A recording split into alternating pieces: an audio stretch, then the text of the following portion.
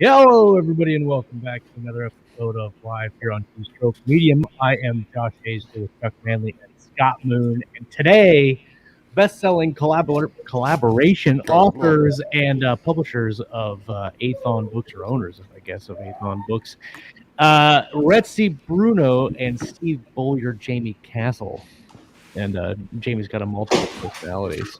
We're going to be talking to both of those personalities today, but welcome everybody in the live chat who decided to spend their morning with us. We had some audio issues, as always, when the show was getting started, so I apologize if me or anybody else sounds wonky. We tried to fix it, and it's just, I think the YouTube gods are angry with us today. Corey Gillum had the first comment of the day, so he gets the Keystroke Medium golf clap of appreciation. Thank you, Corey. Welcome to the show. Bart of today, hello, welcome. Man, I tell you, leading up to this show, I was super excited because I love having Steve and Rhett on, because usually we can just watch and listen to Jaime talk the whole show. Also, I'm super jealous. If you guys can't tell, I'm wearing my Nintendo hat, and that's because I don't have the hat that Steve promised me. Neither do I. In the mail, both of them. I'm sure. Oh, it's a check. Yeah, that's like checks in the mail. It might be I water. guess we know who the favorite is. Yep. Chuck in is. the center. Yeah. It's messed up. It's messed up, guys. I think Scott's got one too. Maybe not. I might be lying about that. I would have it on. Scott's That's fair. spots are I have better. one. I have one in my heart. I've got an Athon shirt. I should have worn that for the show. I do have my Athon shirt. It's a little tight on me now. I need to lose a few pounds. It's that 2020 poundage. I know. Dude, 20 pounds killed me, man. Holy crap. Well, we're going to talk a lot about your books and, of course, the publishing and kind of how you guys have taken it by storm last year and going into this year. We had Rhett on the show a couple weeks ago talking about some of that, and I want to kind of dive deeper a little bit into what you guys are doing with Athon this year and goals and stuff like that. But before we get into that, I want to talk about what we've been up to this week, and Chuck gets to go first today. Oh, same old, man. Taking care of the kids, softball, theater, closing in on the end of Jack Dark Book 2. Actually started playing around with some of the first parts of Jack Dark Book 3 when I hit a stump the other day. Nice. Yeah, just writing and taking care of the family, man. That's what it's doing. Daughter's back in softball tournaments, and the kid, one of his plays wrapped, and he's got 2 more that he's involved in. So I'm bouncing between softball fields, theater, and my desk, and trying to feed everybody in between. So that's pretty much my life. I hear you, brother. Scott, what about you? Oh, I know you're gonna ask me to ask. I don't have much. Writing a lot. Working on edits for. Working on edits for Departure Day, which actually I put up on pre-order for March 7th finally. So only like 5 months between books, perfectly as planned. So it'll be the 4th and final book in that series. I'm working on edits for Orphan Wars 1. Working on Blue Sun Armada, which is my years and years long passion project that I kind of do whenever I feel like I just want to have fun. And that's not much. Navigating work. A lot of people leaving the department in the next spring here. Big fear of a big lieutenant shakeup, which never actually happens, but everybody's always afraid of it. Hey, maybe you could go to first. I'm not sure that'd be a good idea.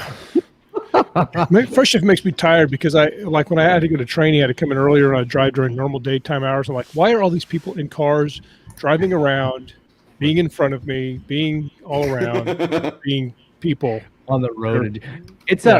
I remember going from third shift to CP, and at night after 10 p.m. the roads are pretty much dead. So if you've got to go anywhere in a hurry, I mean, I can remember going across one of the streets, Pawnee, and there's nobody on it. I'm going to an officer in trouble. I'm going like 90 across the street because there's nobody on the street. But you do that during the day, and there's like 100 cars you have to navigate, and you can only go like 35 because you're weaving in and out. Yeah. It's just not fun. It's not fun. At night, you can just drive around, think deep thoughts, listen to an audiobook maybe until somebody gets shot in the face, and then you go to that. True. Most of the time, you just – anyway. But so that's about it for me, just kind of grinding out, trying to keep my word counts up, trying to keep consistent. 2021, I'm trying to be very consistent with my output and my effort. I'm trying to live a little bit more financially minimally because holy crap, I can spend money. So I'm trying to dial it back a little bit. Right on.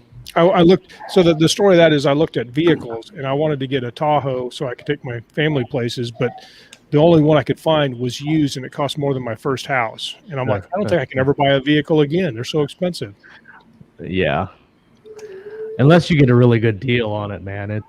Oh, there's no good deal good enough. Yeah. I mean, a really good deal would be $40,000. That'd still be like almost as much as my first house. So I just can't do it.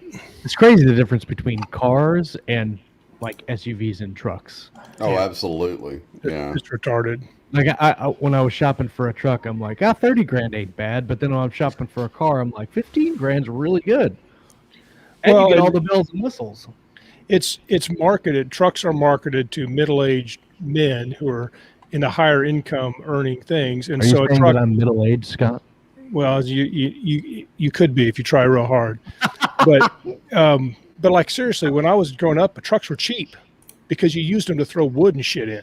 Right. But now they're status symbols, and they're for people who have the most money in our society, and that's why trucks cost more than Mercedes and Corvettes now. Yeah, I can see that. Anyway, that's it. What are you guys doing? Let's see. I'll let Rhett. You want to go next? I don't want to jump in front of the guests. You guys want to go first about what you've been up to this week? What we're doing? Yeah, like what have you been up to the last week? Are you doing brother? any good writing projects? Read a good book? Watch a good TV show or whatever? What did we just watch? We watched Fargo season 4, which was pretty good. Love that show. Nice. Last week we've been on prepping 2021 releases kick for like a month. It's been pretty crazy, but yeah, I think we're all set up now. So hopefully we can do some other stuff. But yeah, that's been a ton of work. Not a lot of solo writing then for you. No. What about you, Steve? What have you been up to, man? Writing. That's funny. That's so cute. That's so 2020. Right?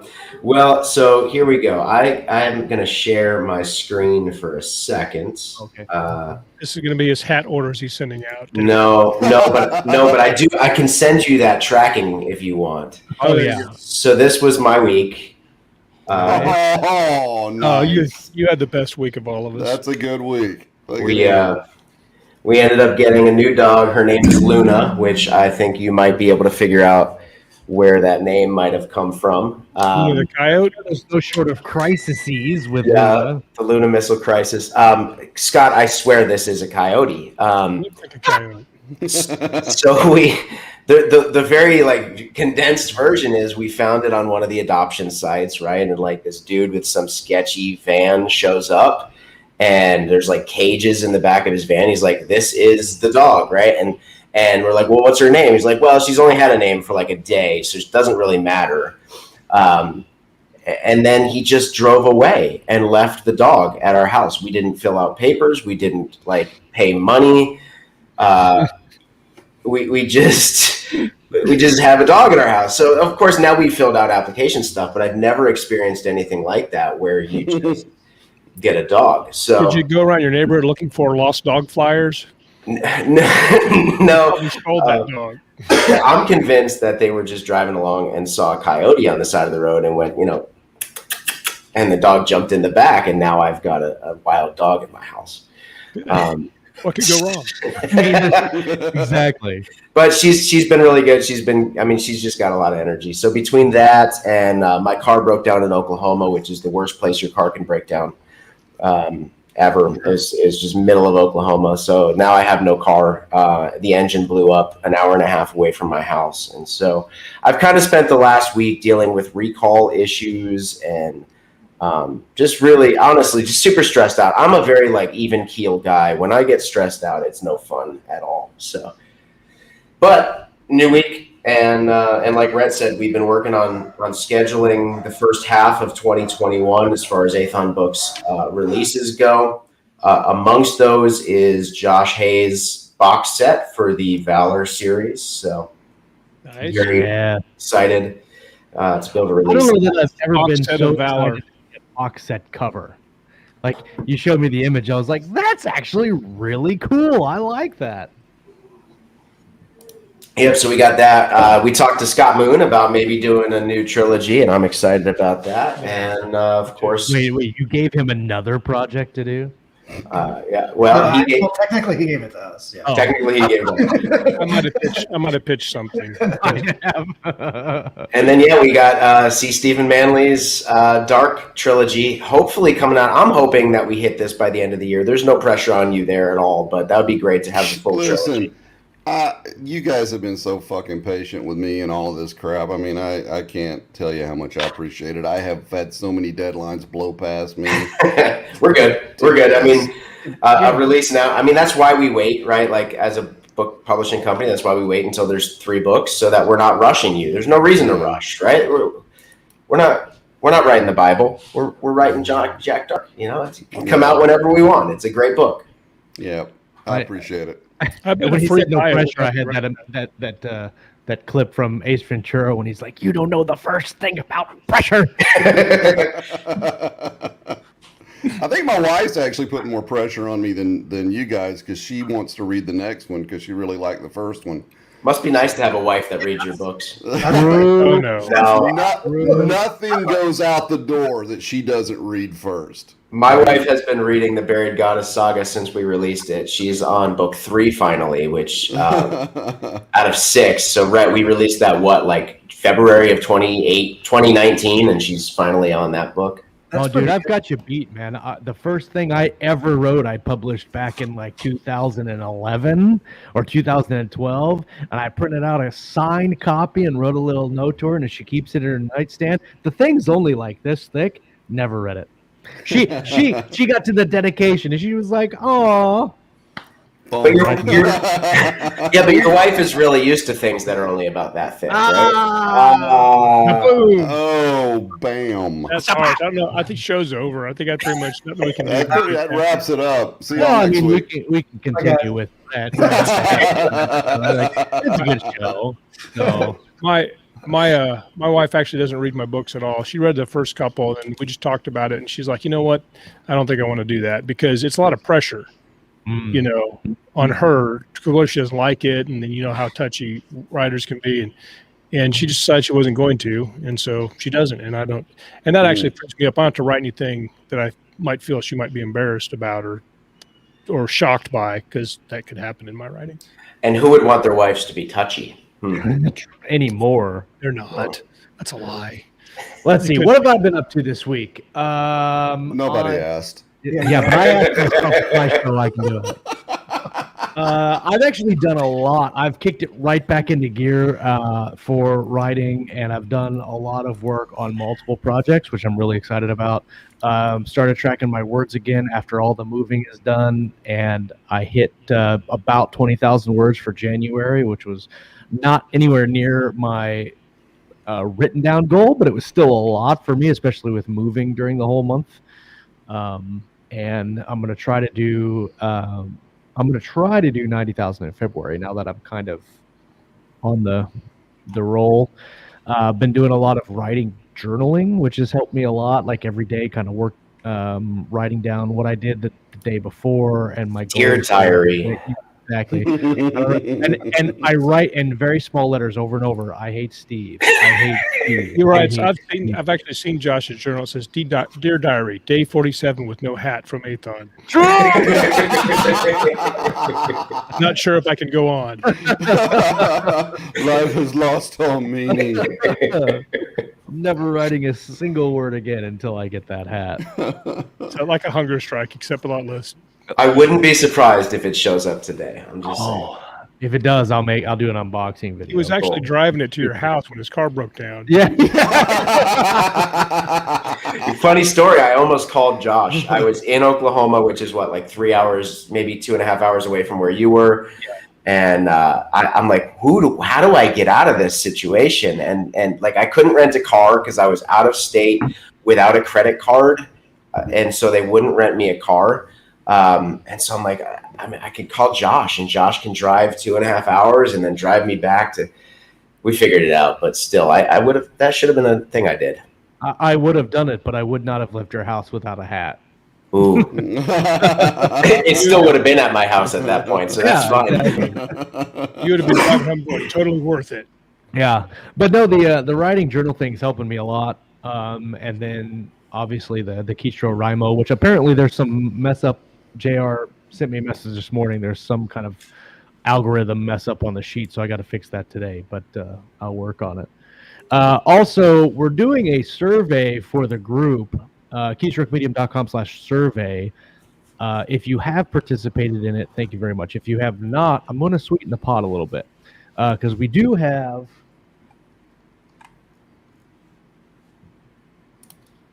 A free coyote.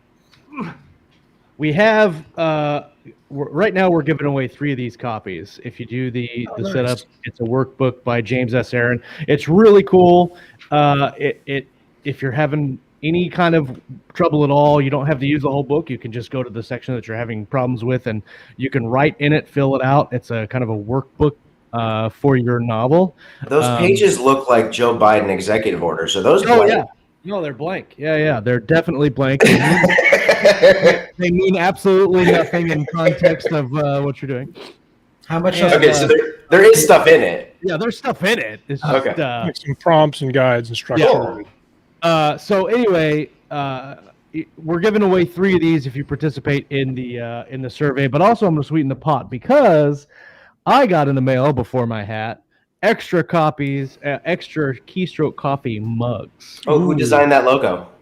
Steve did. Well, I think Jaime actually did Jaime it, did it. and Steve Jamie just takes, Beaulieu.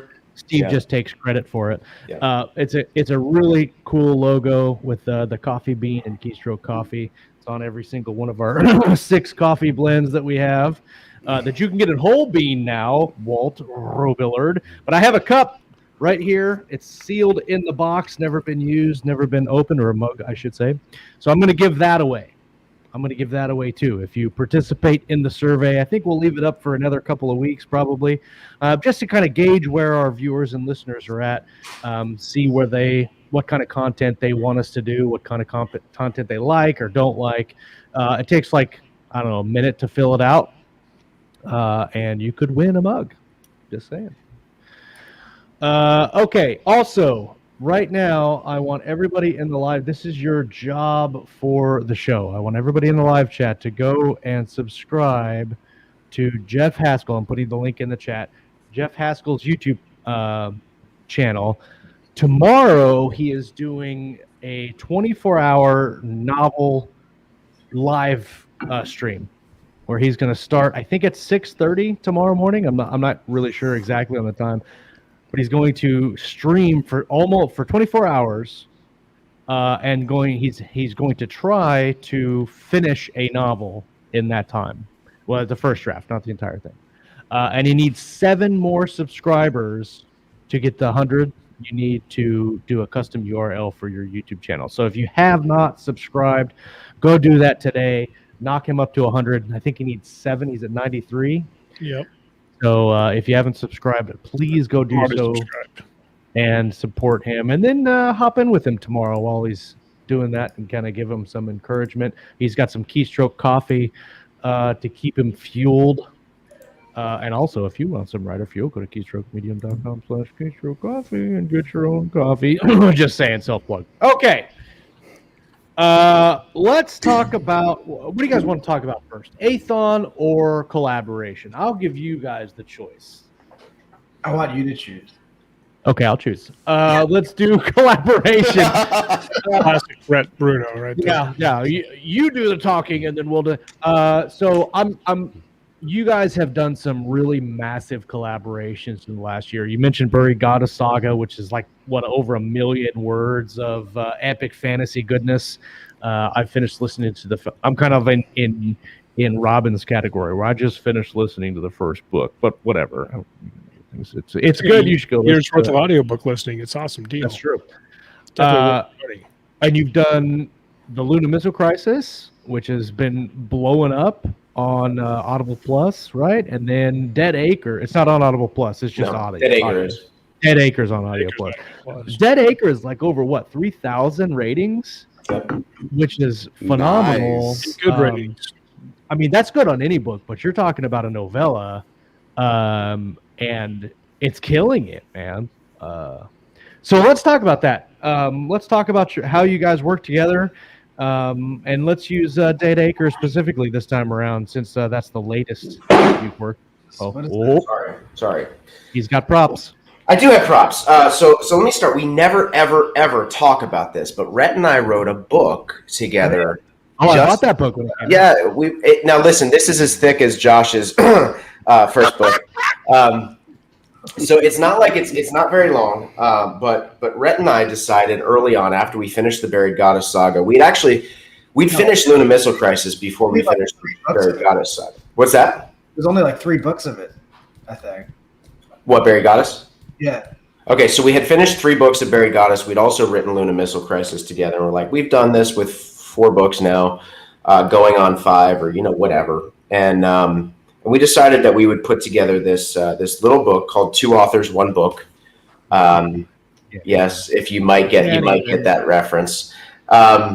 We also interviewed several other authors, including Richard Fox and Josh Hayes, who has 2 paragraphs here in the back.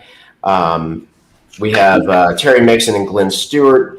We have Felix R. Savage and Bill Patterson, Michael Anderle and Paul Middleton. Like we interviewed a bunch of guys. I think we also interviewed Jason and Nick with the Galaxy's Edge group, and we kind of asked the questions. How do you collaborate together? And then throughout this book, we gave our way of doing it.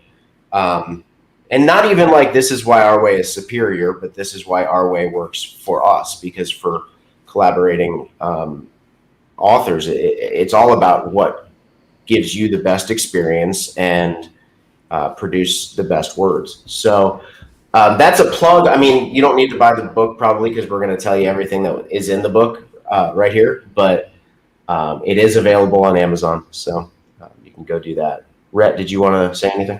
I like the totally part co-writing murder free. Oh, that is right. So it's two authors, 1 book, co-writing murder free. Yeah. Yeah. So we That was wrote gonna that be before we wanted to kill each other. It was so early. Initially, I was like, and you guys are both still friends after like 2 million words of writing together. We So very impressive. somehow made it work. Yeah, I think Barry got us. Like, it probably broke us a little bit, but that was just a ton of work. A lot different than Dead Acre or Luna Missile Crisis as far as writing together. As if anyone that's written epic fantasy knows, there was just a lot of characters to balance with 2 people. Yeah, definitely a lot of back and forth with Rhett and I just have a Facebook chat open all day long, especially when we're writing books together. And it's just constant back and forth with questions about, should we do this? Should we not do this? Our particular process is that he and I each kind of take characters, and then like I wrote Whitney, he wrote Torsten, and then, you know, you could split up the other like 6 POVs however you want, because that's what we did as well. And then we just kind of switch. After we're done with a chapter 2 or 3 or whatever, we give each other our chapters. We write into it. We edit into it. We like to say that we each wrote 50%, but we touched 100%. So that's kind of how. Both not outliners, so we don't do like the dense outline, then one person writes it out, and then we work through it. We kind of just talk through where we want it to go. Both write separate parts, and then swap back and forth, see what worked, what didn't. If we have to rewrite anything, and we could talk about what do we call that point? So Brett has a mental breakdown moment in every book that we write, because I will write like 30,000 words, and then Rhett will go, "This doesn't work," and then he'll start rewriting it, and then he'll have a mental breakdown, and he'll go, "No, you rewrite it," and then I'll rewrite it, and then it'll work. But there's every single book we write, there's just a moment. There's a point where we pushed an idea too far, and it just doesn't work with the rest of the story, and we keep trying to like adjust things and fix it, and then we reach that point where it's just like, no, let's just like start from the top and make it work from the top instead of trying to do this crazy surgery. And that almost happens every time. Do you guys take the book kind of in sections? Like you start talking about the overall you have a meeting about that. I know you talk back and forth every day, but when you talk about concept for the book, you have a first meeting where you're like, this is what we want to do for the book. And then while you're writing, do you talk about beginning, middle, end, or Jamie's shaking his head?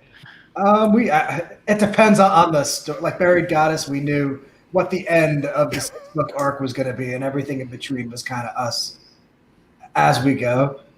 Dead Acre was a little different. It was only 30,000 words. So I think Steve did the first half, I did the second half, and then we brought it together and then sort of rewrote it from the beginning with what we had brought together. Yeah, So there was no outline. You just wrote the beginning and the end and split that and then basically meshed them together. Wow. Sort of talked through where we want the end to wind up. Yeah.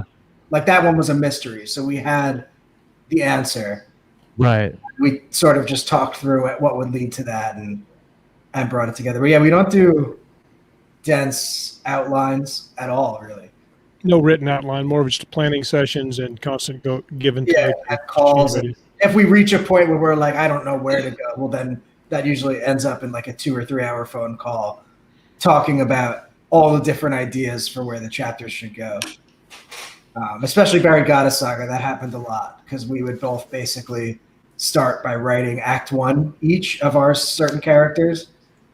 And then we would stop at like 50,000 words because those were 200,000 word books and plan from there.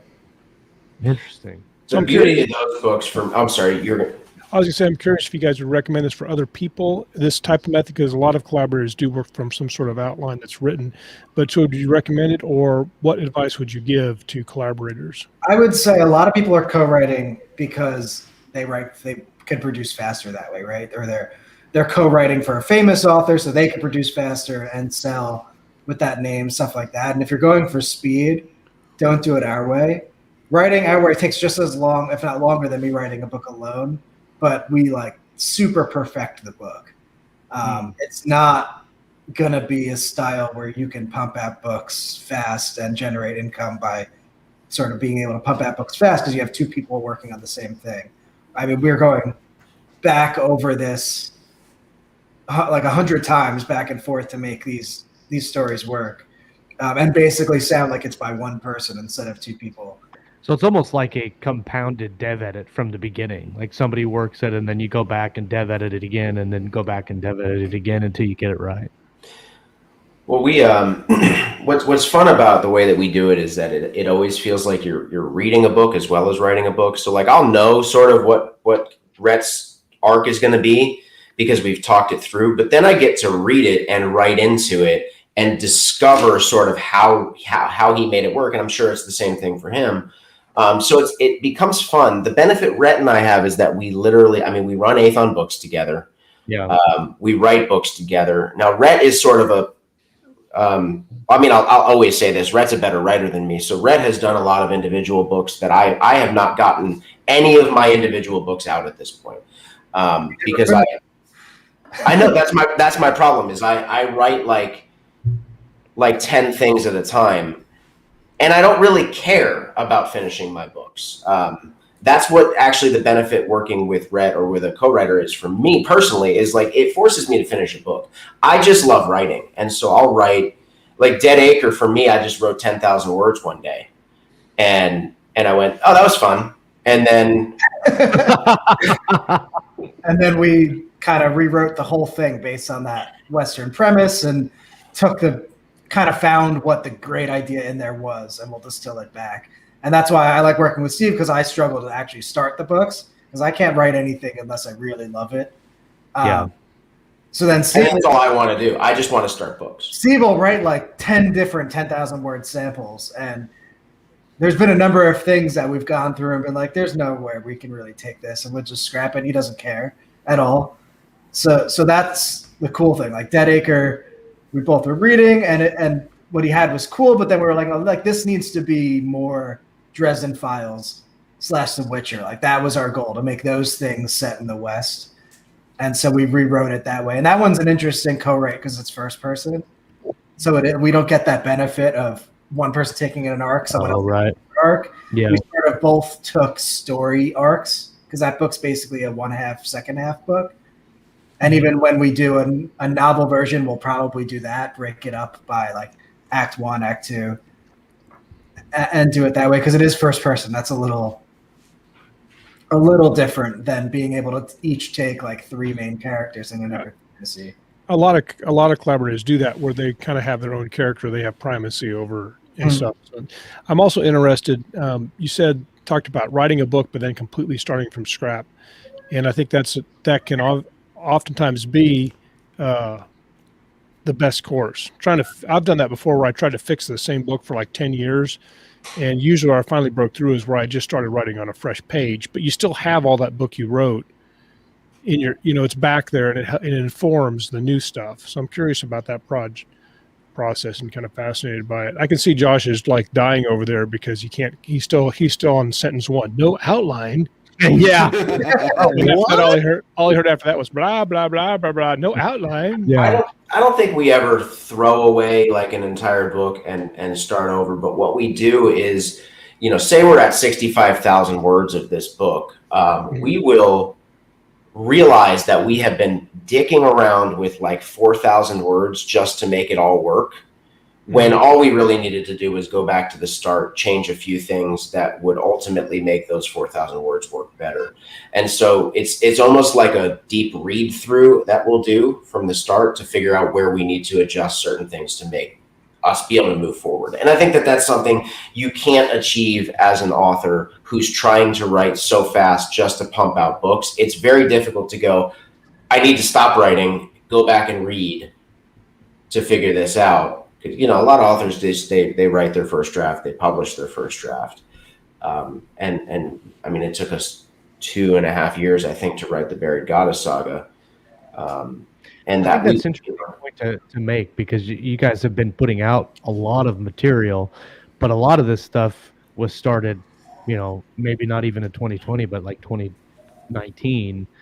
Where like, how long ago was it when you wrote that Weird West 10,000 words? That one we wrote right before it came out. That was the 10,000 words was like a year ago, probably. So do you remember? Yeah. So do you remember when the collective? By the way, I mean that sounds so like sketchy, but we have a chat that's called the Collective, where it's just a bunch of authors that kind of talk around or whatever. And we started a thing that was where Scott made an Excel sheet to keep daily numbers. I think that's where Keystroke Rimo or whatever it's called. Yeah. That's where it came from, right? Yeah. We had a word count thing initially in our writer sprinter group stuff. Yeah. And that would have been like October, November of 2018. And that's when one day I went, I'm going to write a weird Western. And I went, blah, blah, blah, and then I put it away for like a year and a half. And I went, Rhett, read this, see what you think about it. And he's like, it's got a really cool premise, but there's no story. And I'm like, that's because there's no story. I just wanted to write about this character. I love characters. I don't care about story. I think I remember seeing that on the spreadsheet going, holy shit, is he going to write 10,000 words every day?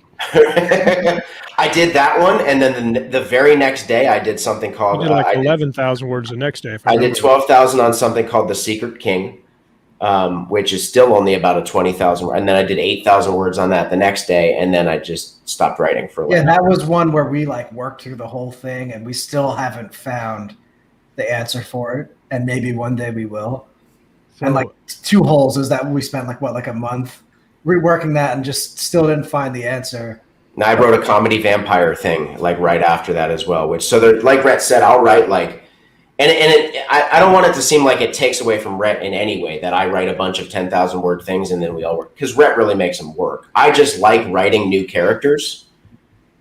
And that's my fun. I just go, here's chapter 1. It's 4,000 words. Do you like it? What I was getting to about the complete revision thing is not so much to scrap everything, but I think that sometimes stories need to like germinate, and a lot of writers have been writing their whole lives. They have, I have a disc full of started stories going back to when I had a print on a dot matrix, and some of those stories come back and some of them don't, but sometimes they just mature kind of in your subconscious. And then especially if you get a co-writer that can bring kind of some new life to it or some different angles, then I think it's not the only way to get a really great story, but I think it is a very good way sometimes.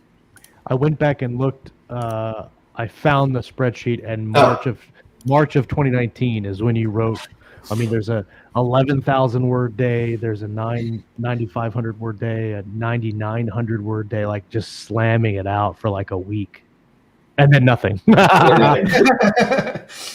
It goes in phases. It happens. I have like a folder of like 6 short stories. I wrote all of them in like 3 months, and then I haven't written a short story since.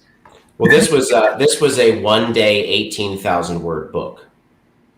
Like literally, I wrote like 9,000. You wrote 9,000, and we went. It's done. That's insane. Yeah, and I think it can depend on the book, right? Like Scott said, some books need that time to germinate. I think if you're going to do a real complex, maybe character-focused story, it needs that. If you're going to do a plot-focused type of story that is a simple story or something, then yeah, you might not need that time to germinate.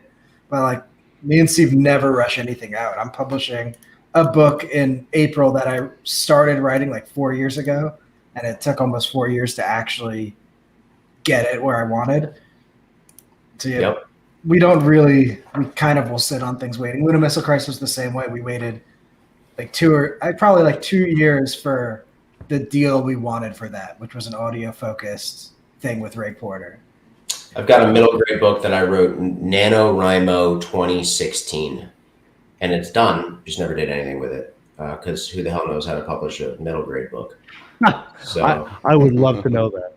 Yeah, my advice is don't even bother. Right. So we're waiting, and you know what? It's a one draft 50,000 word NaNoWriMo thing that I'm going to hand over to Rhett, and he's going to literally double that story, and then we'll just sell it as something that works for us. So yeah, that's just me. I don't like going back over stuff, and that makes me a horrible writer. But I'm in a position with Athon where I don't really have to worry about that much. It's just fun. Well, if you have co-writers and a team and stuff like that, you know. Well, what I really think is interesting is your guys, not your publishing model for your company, but your publishing model, your book writing model for you two is very different from the very indie centric. Let's pump out a book every month and just do it, slam it as hard as you can, and don't look back and just kind of push a book and push a book and push a book, which I think speaks to the reception of your books because they have been received so well. I mean, Lunar Missile Crisis and Dead Acre. I mean, Dead Acre was #1 on the audio store, wasn't it? Audible.com. It was #1 for. Yeah. But the reason I pump out books is because I am really impatient to get to the next, like Steve, I have all these stories I started, but I'm different. Every story I start, I have to finish.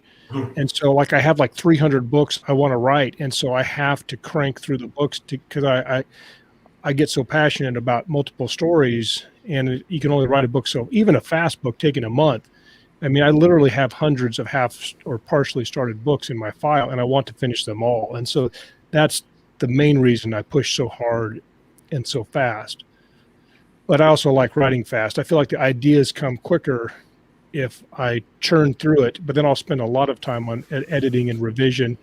And like what you're talking about, I will go, when I get to a point where I'm not confident in the story, then I will go back and read from the beginning. And that's when I really have to put in a lot of hours to get something done on time, is because you get 75,000 words into a book, and I have to read from the beginning like every 2 or 3 days to know where I'm going to write in 80 to 90,000 parts of that book. And so it gets to be pretty fatiguing towards the end. That's why by the time I get done with the book, I've probably read it 30 times and I'm just done with it.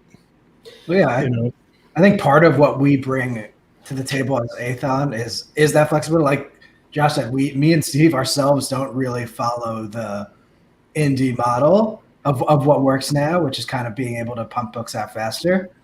But we'll publish authors like that. We'll publish authors that are slower. We are flexible enough to try all sorts of different things, because it really comes down to what the author is capable of. If you're going to force them to do stuff, some authors, like the best thing we bring to the table is we slow them down. And because they're signed with us, they can't just publish the book as soon as it's done. We're able to slow them down and plan it for them so they can just move on and not worry about it. Because there are a lot of people that when it's finished, they just want to put it up so people can read it. But maybe that's not the best idea. And the best idea is to wait for the right deals to come around, the right time.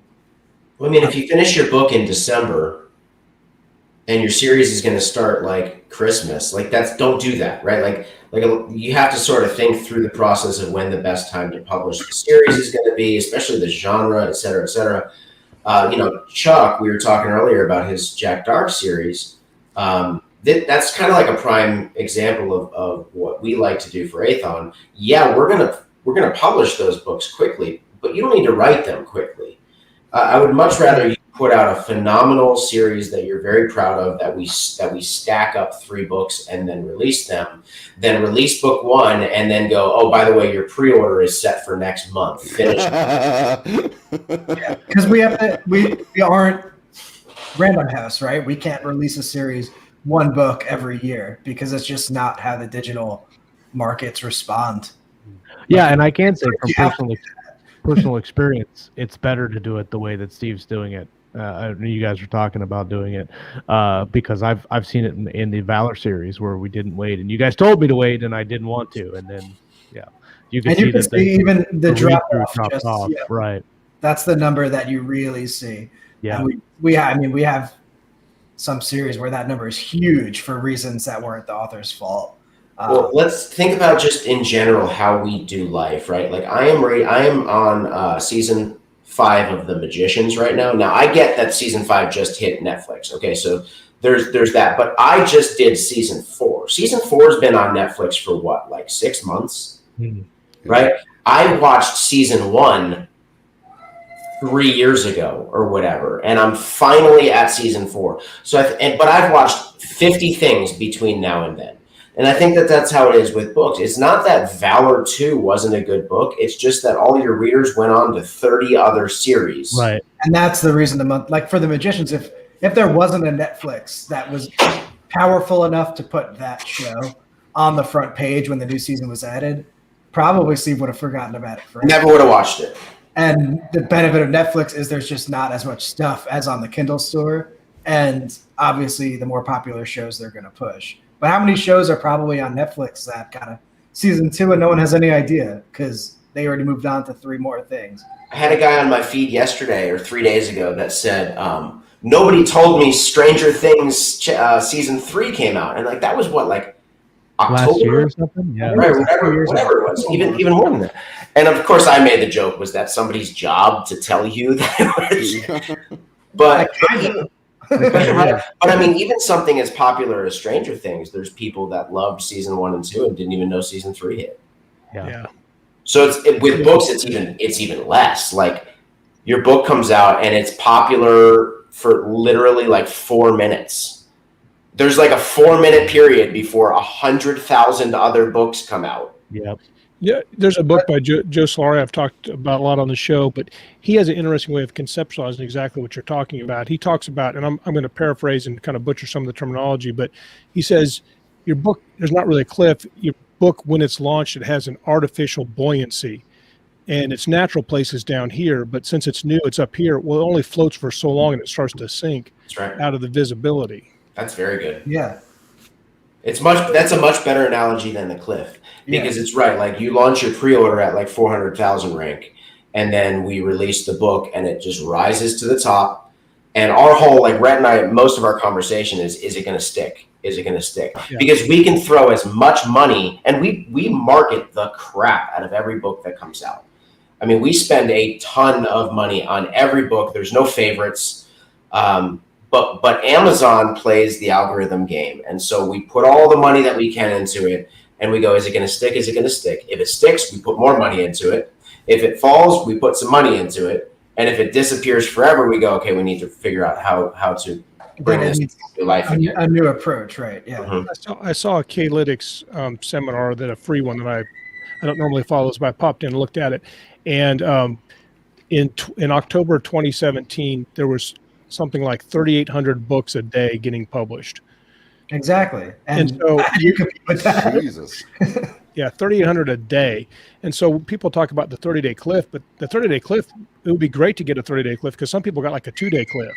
If you put a book out there that's got no traction and you don't have a fan base built up, you'll sell like 10 copies and never sell another one again if you don't have some type of, and that's why I like to go with people who know how to do marketing to do that stuff, because I'm not good at it. And I think the mistake a lot of people do is they'll look at the outliers for how they think it should be. Like, Yeah. Right. and Oh, all yeah, the stuff right. we're talking about. Okay, look at the Bobaverse, right? Book 4 just came out like what 3 years later, and it was #1 on Audible and all this shit. But you can't look at that as an example No. of how most people be. When things go viral like that, it's just That doesn't generalize at all. total different game, right? Like if I released a book 6 and we released book 7 in Barry Goddess Saga right now and did nothing for it, like he did nothing because authors like that don't have to do anything, no one would read it. And no one would read it at all. Like it would just sell a handful of copies at whatever Amazon could organically show it to people and then fall off a cliff. So that's not anything like what those authors are experiencing. 1.4 million books a year at the number you claimed K-Lytics had. Yeah, Wow. that's just what they use. And before that, it was like 17 or 1800, and they've been throwing that number around for years. That 15 or 1600 a day is what I remember, like in 2016 or 2015. And I think what a lot of this talks to is that if you do get some fans, even if it's a small fan base, it'd be better spent keeping those fans happy than going out and looking for new ones. Keep them in touch with your series and develop your core fan group. And I think if you look at people who are mega successful as indies, you'll find all of them have a very engaged fan group. So what about on Athon's publishing level for this year? I know you guys are doing a lot of work setting up publishing schedules and all that other stuff for 2021. For authors that maybe are looking to come and check out Athon or submitting to Athon, what are the kind of things that you're looking for? Are you looking for anything specific or particular, or do you have any tips for authors that are trying to look to get published through Athon? Well, like I wish I had a cricket button. Wait for it. like always, we're looking for the genres that sell, right?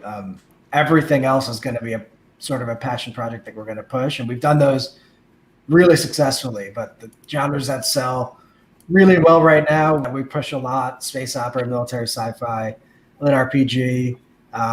What we actually could probably use a more epic fantasy. We tend to prefer epic fantasy with a little bit of younger characters, so you could spin it young adult a little bit, and you don't have to only compete with the Game of Thrones and the King Killer Chronicles and The Witcher and all those things that basically constantly own the charts. Right. So those are the main things we're always looking at. We always keep our submissions open, though. That's how we got a celebrity randomly submitted, so we would never close those. And yeah, we've tried projects that fall outside those main genres that are selling well for indies really successfully.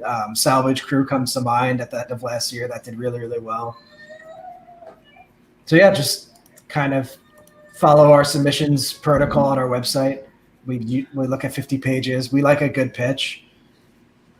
And I always tell people with Keystroke, like if you have a submission, especially if it falls into military sci-fi or space opera, like just put that you heard us on Keystroke, and what we'll do is bump that to the top of the slush pile, so that you make sure that you get read. That's something that we always do for Keystroke folks. Yeah.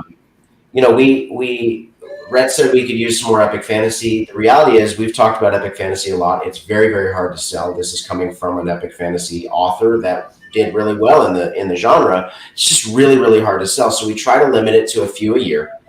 And also, like Rhett said, it has to fall into that sort of young adult category. It doesn't have to be Hunger Games. It's just got to be, we probably are not going to be able to sell a series that has an 80-year-old main character.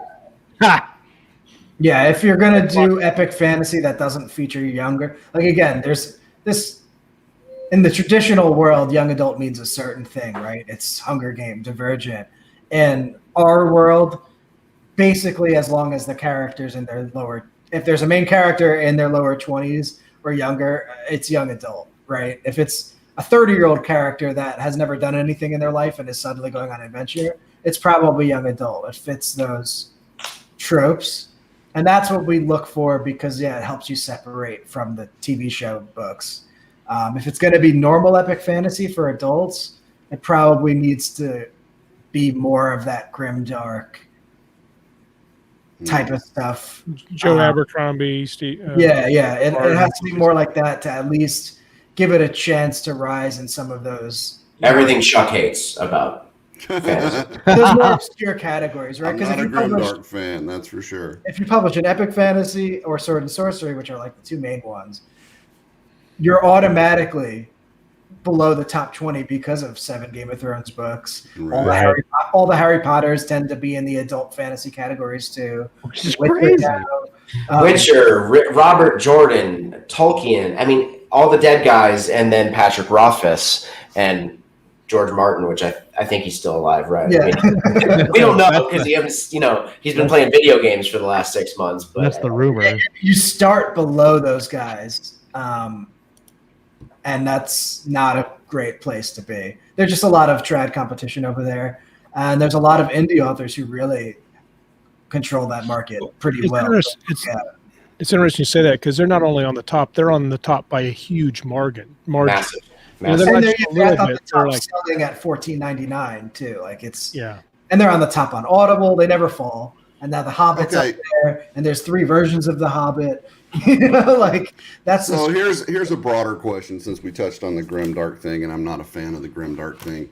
Does the darker, more mature stuff sell better in general across genres than the more PG-13 stuff? No. I think so. I think if you look at what movies get the most viewers, it follows that pretty closely. Like, write a lighthearted Marvel type book, you'll probably be able to reach a wider fan base than something real dark and grim and serious. What generally sucks in the indie realm is that like Mandalorian comes out and then everyone writes their bounty hunter book. Right.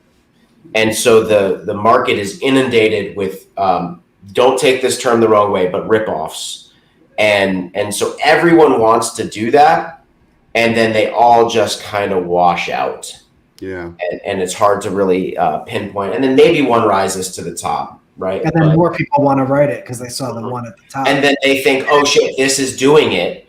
But they don't realize the 50 that failed and the one that made it. It's the one thing about indie that's different, right? Like in trad, they always say if you're trying to hit a trend, you're already too late.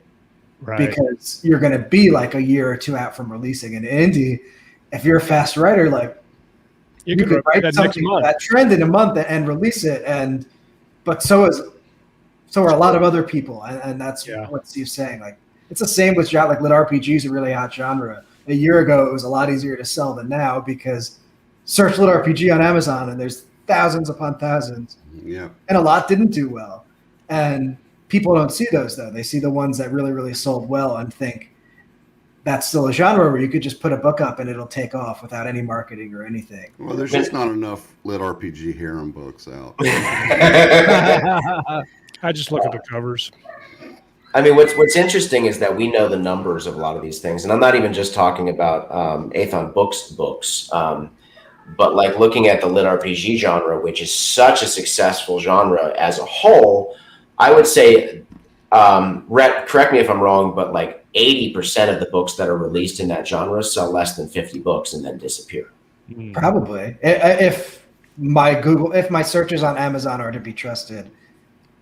And again, lit RPG is tough because there's no categories for it. So everything's sort of spread all over the place. Hard to reach. Yeah, I mean, I would say like 99% of books in every genre that come out fail. You just don't see them. So you guys did really well with Dead Acre and audio. What about the Weird West genre? Is that kind of an untapped resource? Or that genre fascinates me. We call ourselves an outlier. We absolutely call ourselves an outlier. As soon as Dead Acre released, I got no less than 10 texts from authors thinking that meant they should write their passion Weird Western novel. And they're like, yeah, but you opened up the blah, blah, blah. There's Weird West authors that also have Roger Clark's narration who received zero benefit from him releasing a wildly successful Weird Western with us. So for us, like that, it's absolutely an outlier. It's like the Bobbyverse, only nowhere near as successful as Bobbyverse. Like just because our Weird Western did well, we consider a few things there. I think the cover really did it. I think that having Roger Clark really did it. I think that being an Audible original really did it. And I think that Rhett and my previous success as a writing author team together, all of those things came together at the right moment to create. And it hit like at the beginning of Audible Plus, right? Like it was one of the. So is it ever going to happen again in that genre? I don't know. We sold the hell out of Haley Stone's Make Me No Grave, but then 100%. I love that book. I think it's very interesting, and I think that anytime you put Western with something, it's dangerous because intuitively it feels like that should make it a big hit. Right. But if you look the amount, like I did Dark Landing, it was a sci-fi Western and thought it would do really well and had a lot of support and should have a good launch, and it didn't do much. And people who have it liked it. But I think that of all the genre crossovers, people who read Westerns are the least likely to jump to another genre and read a mix. And that's the thing. You're writing those types of things with the genre fiction spin. You've lost the actual Western readers. Like Star Wars is a space Western, but you can't market it that way. Right. It's not only the hardcore fans who actually understand all these genres know that, oh, I'm watching a space Western. But the 99% of casual fans that you're trying to reach, they're like, what the hell is a space Western? What the look at Mandalorian, man. Every time Mando walks, you hear spurs. Did you ever notice that? Yeah, it's a Western. It's his armor. But most people don't even realize they're watching a spaghetti Western and love it. Yeah. I love the sound just because it reminds me of spaghetti Western. Like Exactly. the sound, the music, and even just the ambiance of the story. I love that. It's the trick they're playing on you with Star Wars, basically. Right. But look, we got to benefit off of Red Dead Redemption 2, right? Like we marketed it to all the Red Dead Redemption 2 fans, and it's Arthur Morgan, right? So like we're also shameless, right? We're not like you might find an author that gets Roger Morgan, but or Arthur Morgan, they want to make sure that they sell their own book first. We were like, no, we don't care. Put him up front, and that makes him part of the brand and diminishes us a little, but that's how we were able to really grab his audience by actually marketing it in Red Dead Redemption groups and stuff like that. It's another part of people over to the genre. Another part of the collaboration. So let me ask you this. So you talked about the danger of doing your market research and saying, look, this was successful, but not understanding that a lot of them weren't successful. So what is your advice to people? Should they be doing these deep dive research to find the hot genre, or should they just write what they love and then try to find a place to market it? It depends what their goal is. If their goal is to go full time and be an indie going full time, where you basically have to write like 8 books a year at the least, unless you get one of these viral hits and then you don't have to.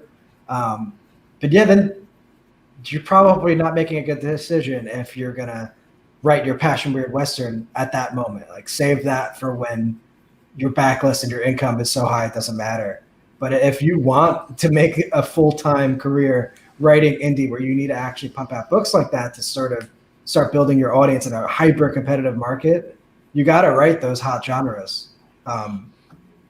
Well, and something else to really consider, and again, if we're talking to authors, I know that this is reading, writing, and everything in between, but like if we're talking specifically to authors in this, recognize that like a lot of authors who go full time end up having to go back to work because they'll release this wildly successful series and then release 4 more series after that nobody buys.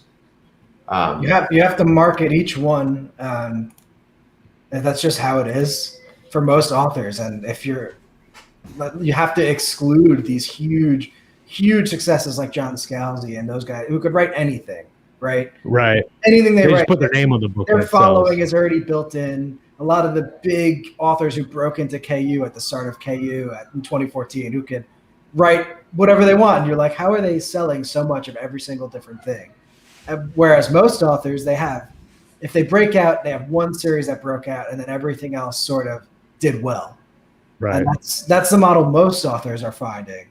And you have to avoid looking at those super outliers. Like don't look at the super outliers. Don't look at the authors who didn't do any marketing at all and sold 10 copies. Like look at Don't look at Drop Trooper by Rick Partlow and expect your Athon Books military sci-fi series to do that. We want every single one to do that, but like Drop Trooper was wildly successful. Yes. Oh, it was ridiculous. Yeah. and still is ongoing. Yeah. And that's that sort of viral level you see where the book just keeps going and going and going and finding new people. And Rick's in the chat. Hi, Rick. Hey, Rick. Well, nice work on Drop Trooper, brother. And just the problem with that is it sets an expectation for the unicorn. Like I always call it the unicorn at the end of the rainbow in the field full of flowers and roses, right? Like this thing that doesn't exist in real life. You set your expectation for that, and happiness is anytime you meet or exceed expectation. Everything else is disappointment. So if your expectation is here, you're just never going to be happy. But if your expectation is realistic, your actually pretty successful book series, like that you understand what I'm saying? Like you have to realize that your series is successful even if it doesn't hit viral success. Right. Yeah, and I think guys like Dennis E. Taylor probably run into that all the time, right? Like his Bobberverse is huge, and his next series will be huge, but not probably close to that huge. And well, I just look at Ready Player 2. Like Ready Player 1 was huge, and it defined a genre almost, and it got movie deals and all that. But then Ready Player 2 came out, and it didn't really do anything. I mean, that's a little different because it's the same series, and it is doing a lot. Well, but I mean, comparatively speaking, it's not. Or like, what about The Martian and whatever came after that? Artemis came after more that. like that, yeah. Artemis, because same series, Ready Player 2. Ready Player 2 is always going to get like 50 to 60% of the readers that Ready Player 1 got. But it's still like number one in the sci-fi fantasy category, right? Yeah, Like Artemis has what, 50,000 Audible ratings, right? Yeah. Which is everyone would dream of that, and that's Right. like a sixth of what The Martian had. Yeah. And money-wise, he's probably making like a sixth of what The Martian made, and he's probably sitting at home like, "Wow, this sucks." And that's just sort of publishing. Like, J.K. Rowling has written more than just Harry Potter. Right. Who's read her other shit? Yeah, nobody. Chuck has. 1 out of 5 here, and we've all probably read Harry Potter. But like really, that Robert Gallagher or whatever her pen name is, I don't want to read that. I didn't read Vacancy, which is literally her name. Yeah. And Harry Potter is my favorite thing of all time. If you could see the rest of my office, it's just all Harry Potter crap.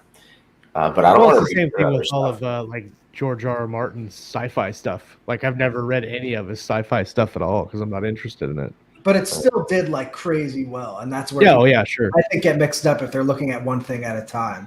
So talking about expectations, like Josh expected to have this certain hat that came. It never came, and then he would be sad. True. And so he would be unhappy. So happiness would be if he got a hat today in the mail. Oh, I'm excited. I think the mail is actually here, so I'm going to run out right after this is done and check. Go live unboxing. Everybody that listened to the live chat, if you are a member on Audible and you are a Premium Plus member, is that all it's available on, or can you buy Dead Acre? You could buy it also. So here's the link to Dead Acre. Go and check it out right now. It's a 4.6 star average with over 3,000 ratings, and I can attest it's a phenomenal book. I think it's my favorite thing of your writing that I've read so far. Cool. Thank you. I really enjoyed it. I thought that I knew where it was going, and then it got to the end. I'm like, oh, did not see that at all, and that was cool. That's cooler to hear than the reviews that say they guessed it from page 1. Yeah. He's always going to say that. You always. Well, I don't know that I don't know. I don't know that I necessarily believe those reviews because you could go back and look at page 1 and I don't know that there's any way you could guess exactly how it's. You just literally guessed randomly like you're playing the slot machine, maybe. Right. Yeah, no, it's totally extremely engrossing. It's one of those things that you just it just sucks you all the way into the story, and you can just. Yeah. Just the way that like Make Me No Grave pulled you in with the prose and the dialogue. The same thing happened here with Dead Acre. I loved the way. You could. What's that? The fun of writing Western is you could purple prose it, right? You could have. Yeah, that is fun. Have to do the rush through the content. Right. Quick writing that most genres require. You could just sort of spend that time describing a hill because that's what a Western is. It takes its time. Yeah, I really loved it. I definitely recommend anybody to go and listen to it. It's a phenomenal audiobook. Steve and Rhett, thank you guys so much for coming on. Thanks for having us. It's always a good conversation with Steve and Rhett and everybody that was in the live chat. Thank you so much for hanging out with us today on a Monday morning. If you're listening on the audio feed, we have a live show on Monday morning, 10 a.m. ish Central Time, which is actually coincidentally the only time we don't talk about Eastern or Pacific or Mountain Time. Standard Standard. time. The time. The only time. Also Again, known as keystroke medium time in many circles. Oh yeah, true. Again, if you would like to win well, you can't see it in the box. I don't know why I picked the box up. If you'd like to try to win a new Keystroke coffee mug from Keystroke Medium, go to keystroke.medium.com/survey and take that survey. Put your email in there. You'll be entered to win both the book and the mug. We're looking for a crap ton of responses on that, and you can get a free mug. So, I mean, there's not really anything to lose. I'm going to do it right after we hang up. I mean, you definitely should. And give a scathing review. And don't forget to sign up for Haskell's write-a-thon thing. No, that's true.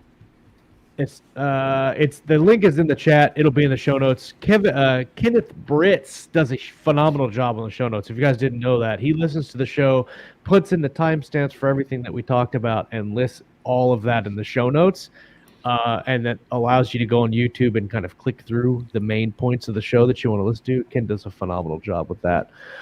Make sure you tune in tomorrow for Walt Robillard and Coffee and Concepts. Marathon author, also with James S. Aaron, will premiere another episode this week. He's actually on our Podbean list. He's the highest listened show so far this last 2 weeks. So congrats on that, James. He's kicking everybody else's asses. Thanks. And then the Writer's Journey's on Saturday. They moved nights. I just finished listening to their latest show with Ryan Danks this morning, and it was a very motivational show. I love when people start talking about pushing content on multiple channels. So if you're interested in that, check out that show. Everybody else, thank you guys for coming out and hanging out with us on Monday morning. And come back next week. We're going to talk about some reading and writing and everything in between right here on Keystroke Media. Later, folks. Bye.